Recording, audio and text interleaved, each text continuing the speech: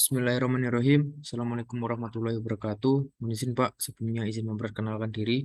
Nama Taruna Dewasa Ramadhin dari Bandika, Prodi MTB 3B dengan nomor induk Taruna 20204137. Di sini saya mohon izin untuk mempresentasikan terkait materi saya tentang peralatan operasi KRDH atau kereta rel diesel hidrolik. Nah, selanjutnya perlu kita ketahui bahwasanya yang dimaksud dengan pengoperasian KRDH sendiri merupakan suatu kegiatan yang berawal dari persiapan administratif, baik administrasi secara umum maupun administrasi secara teknik, pemeriksaan KRDH baik dalam kondisi masih mati sampai pemeriksaan ketika KRDH sudah hidup, melakukan start dan mematikan engine KRDH itu sendiri, mengoperasikan KRDH sampai dengan menyelesaikan tugas. Nah, itu semua dalam hal ini harus dilaksanakan sesuai dengan standar prosedur pengoperasian yang sudah ditetapkan secara baik dan benar. Oleh karena itu, seorang pengemudi KRDH harus mengenal segala peralatan yang terkait dengan pengoperasian KRDH itu sendiri. Peralatan untuk mengoperasikan kereta rel diesel hidrolik adalah berada pada kabin masinis. Peralatan ini antara lain berupa gagang, meteran, lampu, suara, dan sebagainya. Adapun beberapa peralatan operasi yang dimaksud hampir sebagian besar ada pada kabin masinis. Peralatan-peralatan itu dikelompokkan antara lain secara garis besar dikelompokkan menjadi peralatan utama atau master control. Yang selanjutnya peralatan pengereman. Yang ketiga adalah meteran, lampu indikator, dan yang terakhir adalah saklar dan switch. Baik, dapat kita lihat yang pertama terkait di sini ditampilkan pelayanan meja masinis. Dapat dilihat dari gambar yang ada, dari keterangan yang ada ini, untuk yang A adalah tempat untuk master control atau pengendali utama, yang mana di dalamnya ada master handle, reverser handle, dan key switch. Yang kedua, untuk yang B merupakan tempat untuk peralatan pengereman. Dalam hal ini, peralatan pengereman terdapat dua jenis, yaitu pengereman udara dan pengereman secara hidrodinamik. Yang C merupakan tempat untuk meteran-meteran, yang D adalah tempat untuk lampu indikator, dan yang E merupakan tempat untuk tombol dan switch. Nah, selanjutnya kita masuk ke yang pertama adalah pengendali utama. Pengendali utama atau kita sebut dengan Master of Control. Master of Control pada kereta rel diesel hidrolik atau KRDH adalah beberapa peralatan yang digabung menjadi satu, sebuah peralatan yang terletak pada meja pelayanan masinis. Peralatan tersebut adalah satu peralatan yang berfungsi sebagai yang pertama, eh, dapat kita lihat untuk fungsinya sebagai pengatur tenaga. Yang kedua untuk pengatur pengereman itu sendiri, dan yang ketiga untuk peralatan deadman. Nah, untuk cara pengoperasian ketika sebagai gagang tenaga. Apabila master control kita fungsikan sebagai gagang tenaga, gagang ini harus digerakkan ke arah depan. Gagang tenaga mempunyai 4 tingkatan tenaga, yaitu dari tingkat 1 sampai dengan tingkat 4. Dalam hal ini, semakin besar tingkatan atau semakin jauh gagang tenaga kita gerakan, maka semakin besar juga gagang ini akan menimbulkan suatu power atau tenaga yang semakin besar. Bila akan menggerakkan gagang tenaga dari posisi netral ke posisi bertenaga, terlebih dahulu perlu kita tahu untuk gagang tenaga ini, untuk gagang pembalik arah harus digerakkan pada posisi maju atau mundur.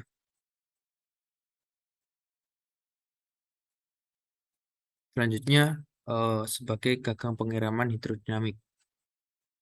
Apabila master of control kita fungsikan sebagai gagang pengereman, gagang ini harus digerakkan ke arah belakang. Gagang pengereman mempunyai 7 tingkatan pengereman, yang mana dari tingkat 1 sampai dengan tingkat 6 untuk pengereman secara gradual atau bertahap. Dan tingkat 7 adalah pengereman secara darurat atau dalam hal ini emergency brake atau pengereman darurat itu sendiri. Sama, Semakin besar tingkatan atau semakin jauh gagang tenaga digerakkan ke belakang, tingkat pengereman maka akan juga semakin besar. Gagang ini digerakkan secara manual oleh masinis. Bila akan menggerakkan gagang tenaga dari posisi netral ke posisi pengereman, maka terlebih dahulu gagang pembalik arah harus digerakkan pada posisi maju atau mundur. Dapat dilihat di samping untuk gambar dari gagang utama sebagai gagang pengereman. Dan yang ketiga sebagai gagang deadman. Apabila master of control kita fungsikan sebagai gagang deadman, gagang ini harus ditekan ke bawah setiap 50 detik dan dilepas kembali sesuai dengan tempo yang telah diatur. Gagang deadman ini harus dikerjakan secara periodik dan digerakkan secara manual oleh masinis. Eh, Gagang deadman ini sendiri digunakan untuk memastikan bahwasannya masinis masih sadar, masih dalam kondisi sadar dalam mengoperasikan suatu sarana.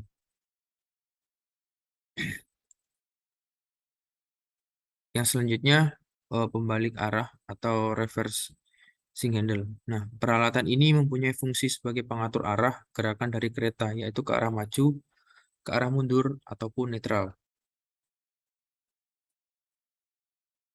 Yang kelima, kunci kontak atau key switch. Kunci kontak adalah berfungsi sebagai switch untuk menghubungkan arus listrik dari baterai ke sistem kendali. Jadi sebelum mengoperasikan ke RDH, maka terlebih dahulu peralatan ini harus dikerjakan. Kunci kontak mempunyai dua posisi, yaitu on dan off. Posisi on digunakan pada saat mengaktifkan kabin guna mengoperasikan ke RDH. Jadi di sini selama ke RDH beroperasi, peralatan ini harus ada atau harus tetap pada posisi on. Sedangkan posisi off dipakai pada saat kabin tidak aktif atau kabin KRDH tidak dalam posisi dioperasikan. Dapat dilihat di sini terdapat switch yang mana ada tombol on dan off yang menunjukkan bahwasanya kondisi ini adalah kondisi on ataupun off. Yang keenam merupakan peralatan pengaman. Peralatan pengaman pengereman atau deadman device adalah suatu peralatan yang berfungsi sebagai peralatan pengaman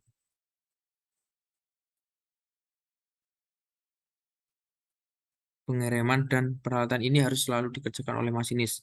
Peralatan ini ada dua buah peralatan, yaitu pertama tombol deadman, yang kedua adalah pedal deadman.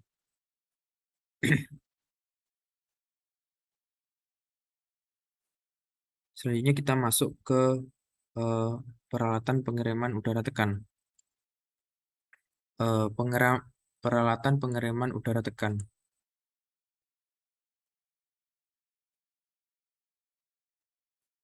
Peralatan pengereman meliputi beberapa peralatan di mana masing-masing peralatan mempunyai fungsi dan kegunaannya.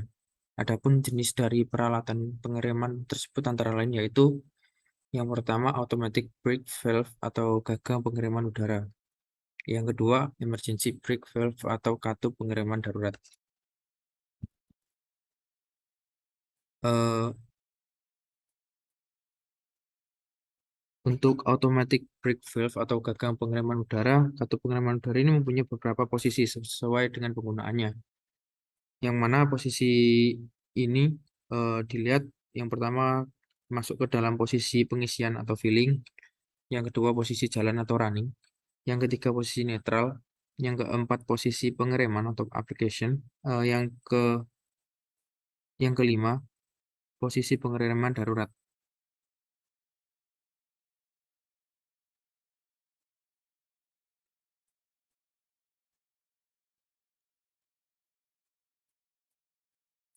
Selanjutnya akan dijelaskan untuk posisi pengisian atau filling. Untuk mencapai posisi ini, gerakan gagang pengereman berlawanan arah jarum jam sampai habis.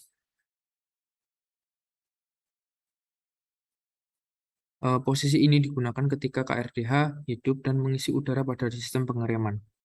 Setelah kebutuhan tekanan udara tercapai, yaitu brake pipe menunjukkan tekanan 5 bar yang dapat dilihat pada penunjukan jarum tekanan udara di manometer, gerakan gagang pada posisi running yaitu dengan menggerakkan gagang searah jarum jam kira-kira 25 derajat. Yang selanjutnya untuk posisi running sendiri, posisi ini digunakan pada saat KRDH berjalan dan tidak memerlukan pengereman. Yang ketiga, posisi netral atau lap.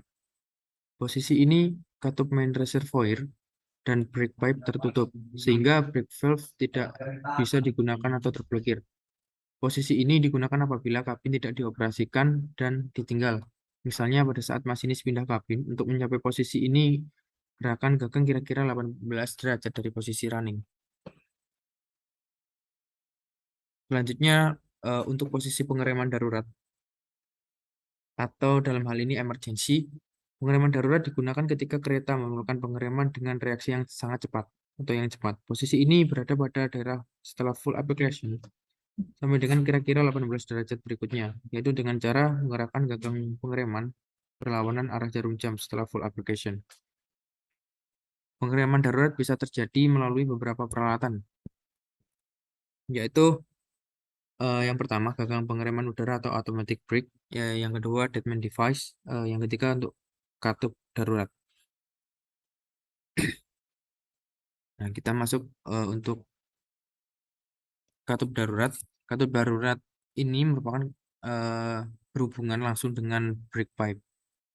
Emergency valve atau katup darurat adalah, jika kita definisikan, merupakan suatu peralatan yang berfungsi untuk melakukan pengereman terhadap kereta api karena adanya bahaya terhadap perjalanan kereta api.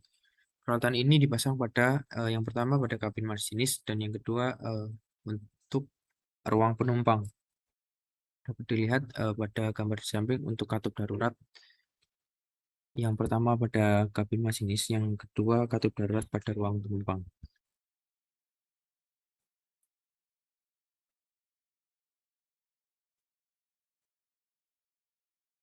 Selanjutnya pengereman hidrodinamik atau hydrodynamic brake.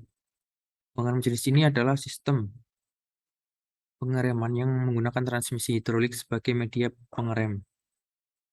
Dan jenis pengereman hidrodinamik hanya efektif digunakan pada saat kecepatan kereta masih tinggi. Dan apabila kecepatan kereta api sudah rendah, pengereman ini sudah tidak efektif lagi dan harus dibantu dengan pengereman sistem pneumatik. Posisi gagang pengereman hidrodinamik mempunyai 7 tingkatan, yaitu tingkat 1 sampai dengan 6, pengereman bertahap atau gradual. Dengan tingkat 7 adalah pengereman darurat atau emergency. Untuk mengerjakan pengereman ini, kurang lebih sama dengan cara menggerakkan master control ke arah belakang, sedang tahap tingkatannya disesuaikan dengan kebutuhan kekuatan pengereman itu sendiri. Semakin kita menggerakkan ke belakang, maka tentunya akan semakin besar juga kekuatan untuk pengeremannya. Selanjutnya, parking brake.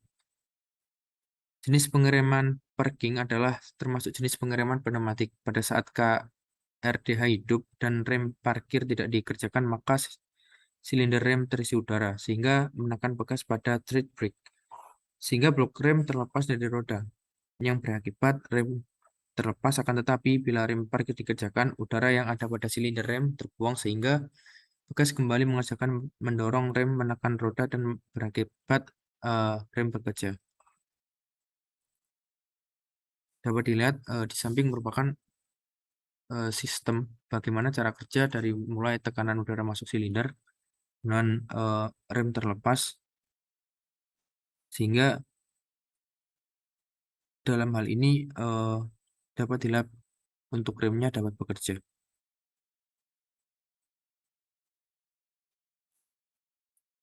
Jadi kita masuk ke meteran-meteran. Yang pertama, meteran udara tekan atau manometer udara. Tekanan yang pertama adalah tekanan udara pada tangki utama. Tekanan udara pada main reservoir dapat dilihat pada manometer di bawah ini yang ditunjukkan pada jarum warna merah. Menunjukkan tekanan udara main reservoir besar pada 7 bar sampai dengan 8,5 bar. Selalu naik turun karena adanya pengaturan tekanan dari governor kompresor. Selanjutnya tekanan udara pada pipa udara pengereman atau brake pipe. Tekanan udara pada pipa udara pengereman atau brake pipe ditunjukkan pada jarum warna putih. Penunjukan tekanan udara brake pipe 5 bar. Pada saat brake valve pada posisi rilis, dan tekanan pada brake pipe akan turun kurang dari 5 bar ketika pengereman dikerjakan. Pada saat brake valve dilakukan pengereman bertahap atau gradual braking. Penurunan tekanan udara ini apabila telah mencapai 3,2 bar maka akan berhenti, tidak bisa turun lagi.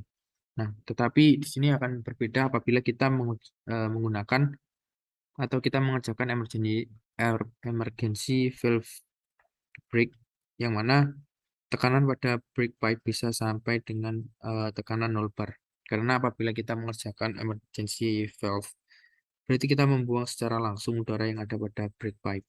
Manometer ini mempunyai range penunjukan sampai dengan 12 bar. Besar kecilnya nilai tekanan udara pada manometer ini tergantung dari tingkat kekuatan pengereman yang diatur melalui gagang pengereman. Semakin digerakkan ke kanan gagang pengereman ini, maka semakin kuat gaya pengereman dan semakin kecil nilai tekanan udara pada brake pipe itu sendiri. Selanjutnya, tekanan udara pada silinder rem. Tekanan udara pada silinder rem ditunjukkan pada jarum warna hitam, menunjukkan tekanan udara silinder rem sebesar 0 bar. Pada saat brake valve pada posisi release, maka maksimum sebesar 3,2 bar. Ketika pengereman dikerjakan, manometer ini mempunyai range penunjukan sampai dengan 10 bar.